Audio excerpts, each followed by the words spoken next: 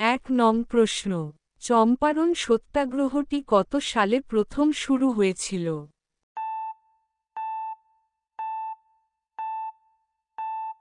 সঠিক উত্তর বি ১৯১৭ সালে। ২ নং প্রশ্ন, দ্বিতীয় গোল টেবিল বৈঠকটি ১৯৩১ সালে কোথায় আয়োজিত হয়েছিল?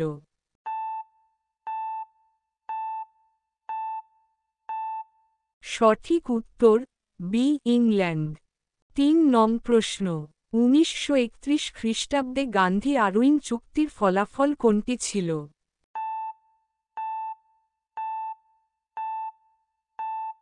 সঠিক উত্তর ডি ভারতীয় জাতীয় কংগ্রেস আইন অমান্য আন্দোলনের সমাপ্ত করার সিদ্ধান্ত নিয়েছিল। ৪ নং প্রশ্ন, বারদৌলিতে কখন কৃষক বিদ্রোহের সূচনা হয়?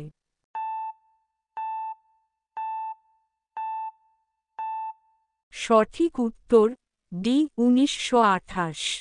৫ নং প্রশ্ন, ২১ বছর আফ্রিকাতে থাকার পর গান্ধীজি ভারতে কত সালে প্রত্যাবর্তন করেছিলেন?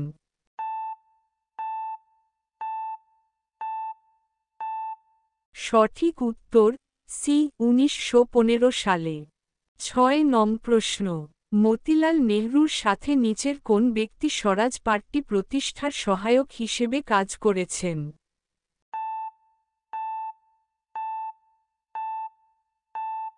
সঠিক উত্তর এ চিত্তরঞ্জন দাস।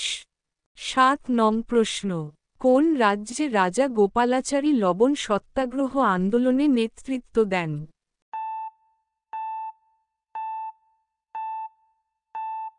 সঠিক উত্তর বি তামিলনাড়ু। ৮ নং প্রশ্ন, কত সালে লন্ডনে দ্বিতীয় গোলটেবিল বৈঠকটি অনুষ্ঠিত হয়েছিল?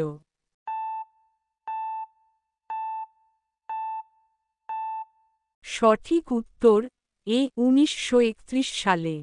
৯ নং প্রশ্ন, কত সালে অল ইন্ডিয়া হরিজন সেবক সংঘটি গঠিত হয়েছিল?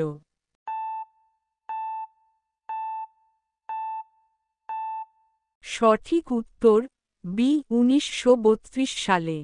১০ নং প্রশ্ন, নিম্নলিখিত কোন ব্যক্তি গান্ধীজিকে খিলাফত আন্দোলনের ইন্ধন যোগাতে অসহযোগ আন্দোলনের সূচনা করার মূল নেতৃত্ব দিয়েছিলেন?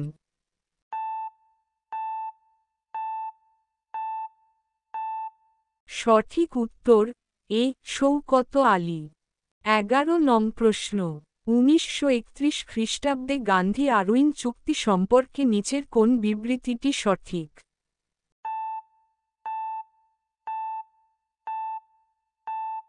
সঠিক উত্তর ডি কংগ্রেস দ্বিতীয় গোলটেবিল বৈঠকে যোগ দিতে রাজি হয়। ১২ নং প্রশ্ন, ১৯৪৩ সালে নিম্নলিখিত মহারাষ্ট্রের কোন জেলায় তরুণ নেতারা স্বেচ্ছাসেবক সৈন্যদল সেবা দল এবং গ্রাম ইউনিট তুফান দল নিয়ে একটি সমান্তরাল সরকার গঠন করেছিলেন?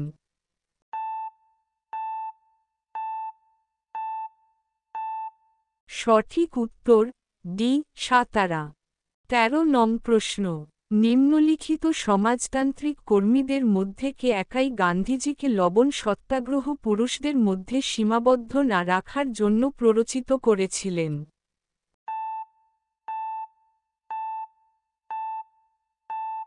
সঠিক উত্তর এ কমলাদেবী চট্টোপাধ্যায়। ১৪ নং প্রশ্ন, ২ দশক পরে দক্ষিণ আফ্রিকা থেকে ফিরে এসে মহাত্মা গান্ধী ভারতে কোথায় এবং কখন প্রকাশ্যে গণ অভ্যুত্থান ঘটিয়েছিলেন?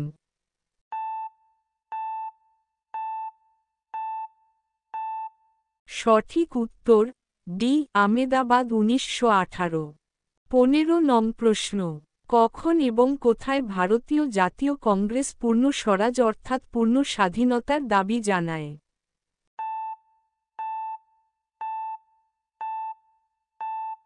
সঠিক উত্তর বি লাহোর ১৯২৯। ১৬ নং প্রশ্ন, গান্ধীজি কোথায় প্রথম সত্যাগ্রহের নীতি পরীক্ষা করেন?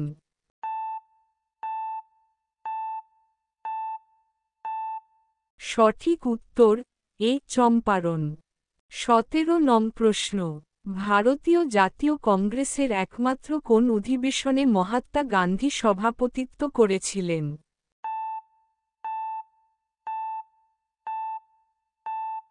সঠিক উত্তর ডি বেলগাঁও। 18 নং প্রশ্ন, কোন আইনের বিরুদ্ধে মহাত্মা গান্ধী 1919-এর 6 এপ্রিল দিনটিকে অহিংস প্রতিবাদের দিন হিসাবে পালন করতে বলেছিলেন?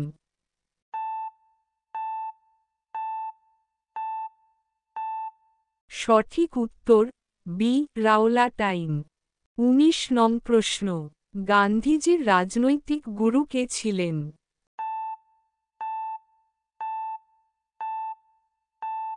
সঠিক উত্তর ডি গোপালকৃষ্ণ গোখলে। 20 নং প্রশ্ন, ভারত ছাড়ো আন্দোলনের স্লোগান কি ছিল?